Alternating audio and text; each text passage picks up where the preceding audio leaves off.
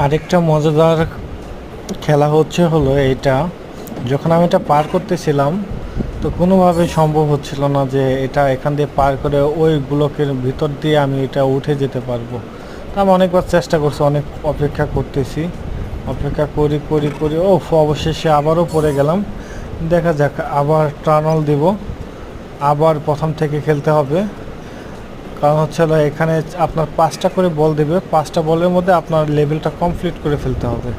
আর মাঝে মাঝে কিছু বল পাবেন, তো ওটা কালেক্ট করতে পারলে তখন আপনার আগে যদি বল লস হয়ে যায় তখন ওটার সাথে অ্যাড হয়ে যাবে।